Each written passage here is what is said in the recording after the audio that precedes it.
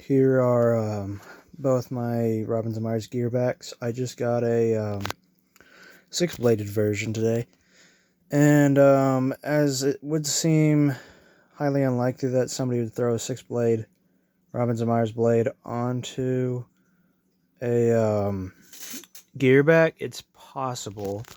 Now the blade hubs are different, but the sizes, but I'm not sure if that was a style or if that came off of a stationary one, because it doesn't make sense why they would somehow find the exact same type of Robbins and Myers blade that was available at the time and throw it on this fan, which did come in a six blade version. But the only problem is it's got 1153, which is a 4-pole motor tag that's basically like this. This is a newer version, 1153.0. So maybe they changed the blade design or the blade hub. But other than that, it's relatively the same. This one has a wing nut. This one doesn't. It doesn't have the reversed hump on the bottom. The oil cup is on the top. Well, they're not really oil. They're kind of like... It's really weird how they did it. It's like grease. You put grease in it and then you shoved it. It's really weird. I just put oil and then I put a little bit of grease on the top. It doesn't make sense why they would use grease because they're sleeve bearings, but whatever. If they had oil wicks in there, then I don't know where it'd be, because they have a little pusher that you push grease down into the bearing.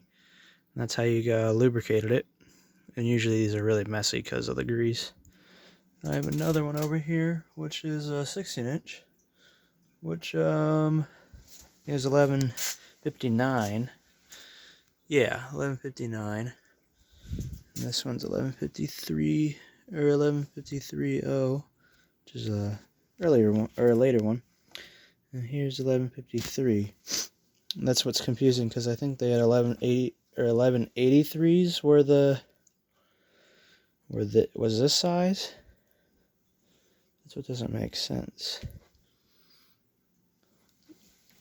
And I did see 1189, which was a 6-pole too. And I'm just trying to think. I don't know. I have to see a picture of the blade hub because there's very few of these that exist. So I'll look it up. And if it's a swap blade, I don't really give a shit. I'll just leave it on there. But it's really quiet on low. It's actually quieter than this one because of the 6-blade. But it draws less current. So that could be it. It has the donut coil on the resistive donut coil. And this one's I think this one's like a I forget if it had a donut coil or not. I don't think it did. But it's a newer version, so they got rid of it. So I'll start this one up on low. You can hear it. I have not taken it apart. I just put oil in it because it was really stiff. And the cage needs to be soldered back because the tape is all that... that tape literally is holding it together. All those joints broke on the front and shipping, which sucks because they're clean broken brakes. I can see the brass and stuff. This will run better once I clean it up because it needs fiber washers and whatever. It does have a little worn bearing, but I mean, practically almost most of my fans have worn bearings besides Emerson's. I don't know, maybe when I get a lathe in the future I'll actually go through these and replace the really bad ones. But this one's fine. It's drawing 0.69 amps, 58 watts. Power factor is always the same. Back doesn't matter. Yeah, 119 volts. And I added pitch to it. I think before it was drawing like 6.5. There wasn't a lot of pitch. And I added the same amount of pitch to that fan because it could handle the current. I forget what the limit of these are, but it only draws like 1 amp on high, which is not bad at all. So normal. It's not a lot of air. It's really quiet. I'll put this one on low, and since this one is a 4-pole, it runs faster and it draws more. I think this draws like 1 amp on low or something. I forget. That's normal. I asked somebody. It's not uncommon. does have some gearbox issues, sadly.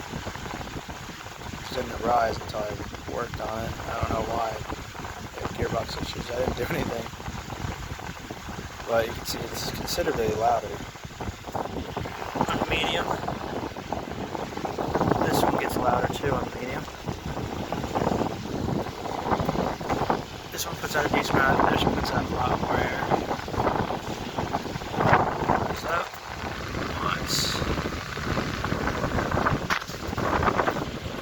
still puts out a considerable amount of air.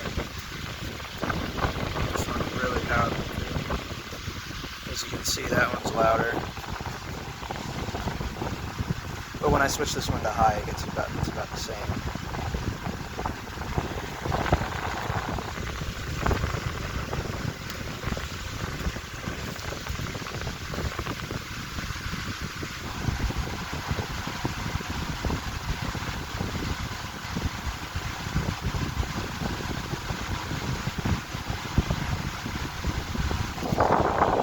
Probably a 6 or a 4-pole motor, but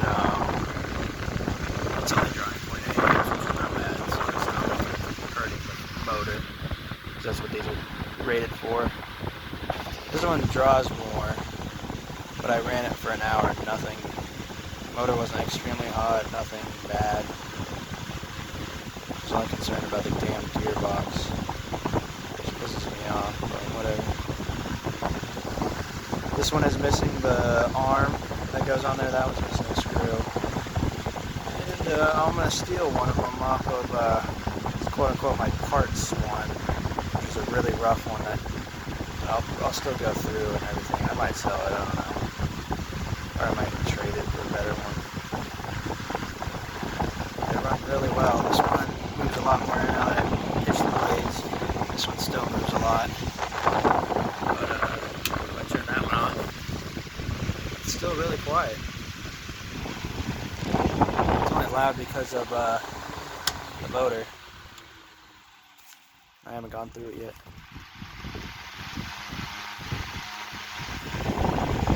I have no videos to go off of what the gearbox, 6-blade gearbox, or at least I don't think I do.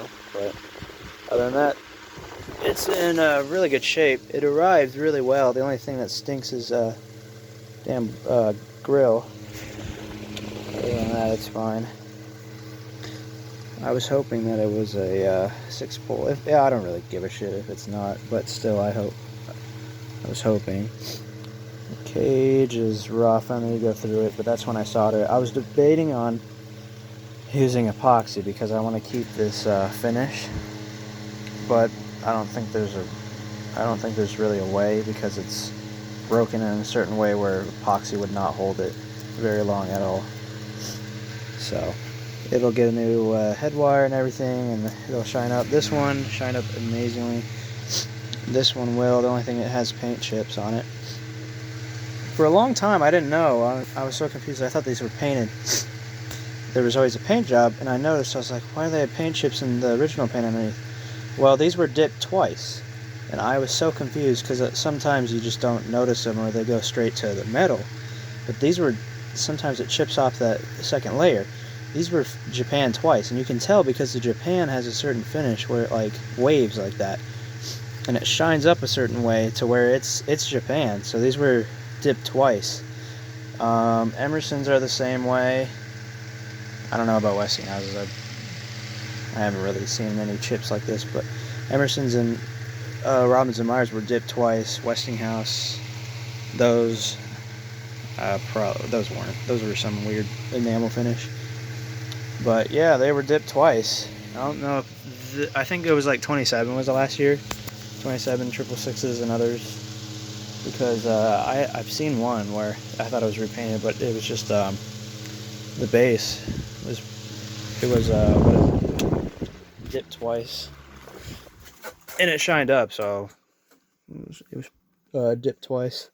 These definitely were dipped twice, that's a fact, because this one's in amazing condition.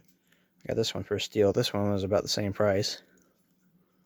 The problem is the cage is really messed up. Both of these are in relatively the same shape that I got it, besides this one is going to clean up amazingly, and this one's still going to clean up, just not as well.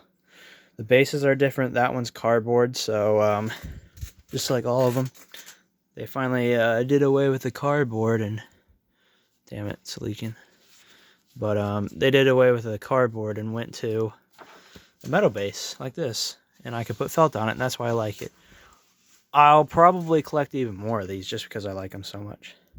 Sorry about the long video, but I was doing a video about 2 fans, and I figured I might as well just get a video of both of them. So if you watched till the end, good for you, because most people don't. So thanks for watching. I hope you enjoyed.